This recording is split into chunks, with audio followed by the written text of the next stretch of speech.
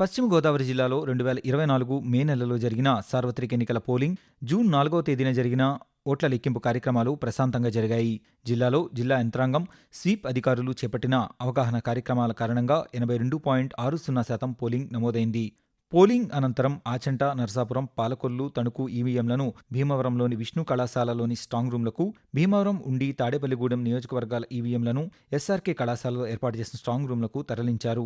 Strong రూంల వద్ద 3 అంచెల భద్రత ఏర్పాటు చేసి జిల్లా అధికారులు తరచూ పరిశీలించారు. సీసీ కెమెరాల ద్వారా 24 గంటలు నిరంతరం పర్యవేక్షించారు.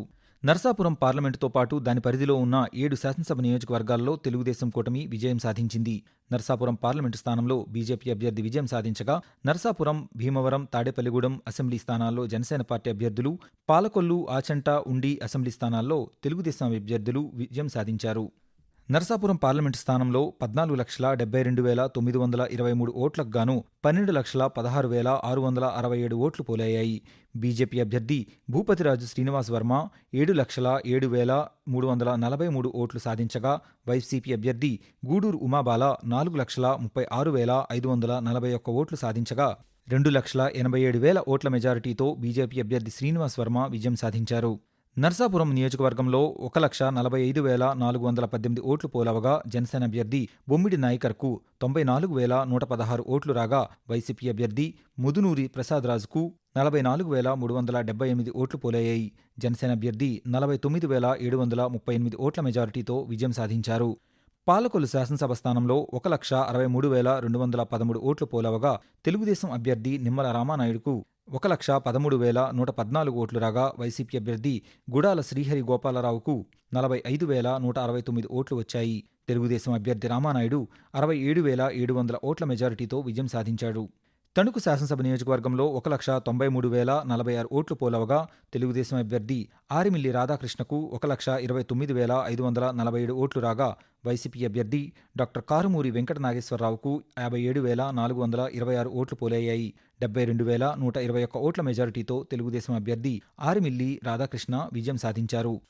తాడేపల్లిగూడెం శాసనసభా స్థానంలో 1,75,938 ఓట్లు పోలవగా, జనసేనకు చెందిన బొలిశెట్టి శ్రీనివాస్కు 1,06,74 ఓట్లు రాగా, వైసీపీ అభ్యర్థి కొట్టు సత్యనారాయణకు 60,568 ఓట్లు పోలయ్యాయి. 40,106 ఓట్ల మెజారిటీతో జనసేన అభ్యర్థి విజయం సాధించారు. ఆచంట శాసనసభా స్థానంలో 1,50,597 ఓట్లు పోలవగా, తెలుగుదేశం అభ్యర్థి పితాని సత్యనారాయణకు 85,402 ఓట్లు రాగా, వైసీపీ అభ్యర్థి చెరకువాడ శ్రీరంగనాథరాజుకు 58,848 ఓట్లు పోలయ్యాయి.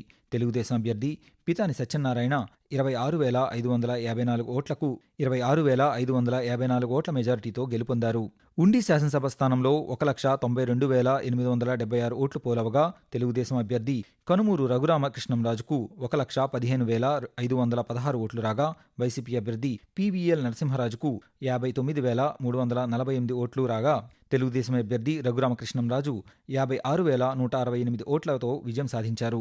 భీమవరం శాసనసభ స్థానంలో 2,08,57 ఓట్లు పోలవగా, జనసేన అభ్యర్థి పులపర్తి రామాంజనేయులుకు 1,30,424 ఓట్లు రాగా, వైసీపీ అభ్యర్థి గ్రంథి శ్రీనివాస్కు 66,974 ఓట్లు పోలయ్యాయి.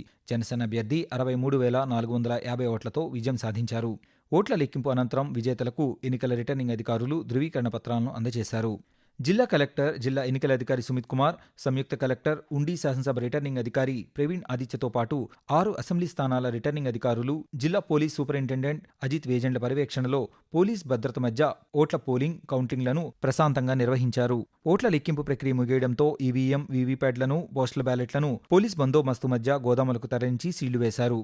లింగ నిర్ధారణ పరీక్షలు చేయడం చట్టరీత్యా నేరమని, చట్టాలు ఉల్లంఘిస్తే కఠిన చర్యలు తీసుకుంటామని పశ్చిమ గోదావరి జిల్లా sub district level multi member appropriate authority అధికారి డాక్టర్ భానునాయక్ చెప్పారు.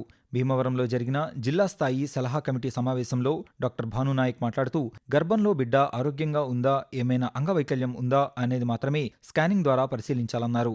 అల్ట్రాసౌండ్ స్కానింగ్ మిషన్లు రిజిస్ట్రేషన్ గడువు తేదీకి నెల రోజుల ముందే ఆన్లైన్లో దరఖాస్తు చేసుకోవాలని అన్నారు. లింగ నిర్ధారణ పరీక్షలు చేయబోమని తెలియజేసే బోర్డులను స్కానింగ్ సెంటర్ల వద్ద ఏర్పాటు చేయాలన్నారు. లింగ నిర్ధారణ పరీక్షలు ప్రోత్సహించిన వారిపై కఠిన చర్యలు తీసుకోవడం జరుగుతుందన్నారు.